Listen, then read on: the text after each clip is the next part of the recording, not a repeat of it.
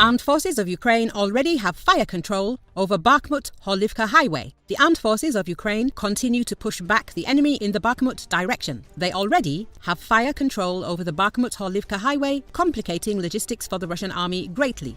Intense fighting continues in the area of the eastern group of troops. I can say that the struggle is dynamic, but the types of operations are different. While we are defending ourselves and trying to hold back the enemy's onslaught in Kupiansk-Lyman direction, we have success and continue to push them back in the Bakhmut direction, Ilya Yevlash, head of the press service of the Eastern Group of the Armed Forces of Ukraine, said. We continue the offensive operation on the southern flank of Bakhmut. We have success near Andriivka, Odradivka, Kurdyamivka, Yevlash noted. The greatest concentration of enemy forces is currently observed in Lyman-Kupiansk direction, more than 110,000 personnel. Also, the enemy keeps a large number of armoured vehicles, artillery systems and multiple launch rocket systems there. However, we have not recorded any combat engagements in this direction for about a week. But this does not mean that there are no military operations. The enemy continues to shell the positions of the armed forces, Yevlash said.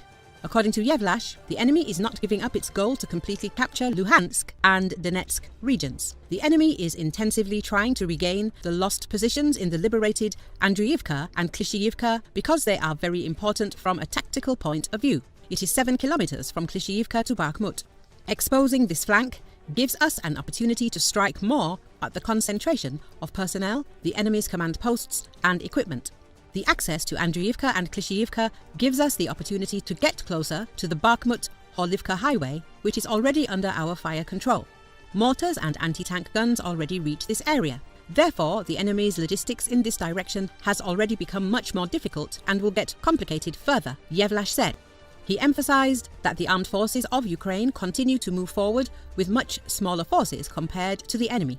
Although the enemy has air supremacy, they suffer 7 to 8 times more losses while defending than we do while going on the offensive, the spokesman said. As reported, the liberation of Klishchiivka in Donetsk region created a bridgehead for the armed forces of Ukraine, which will allow for the development of further offensive actions.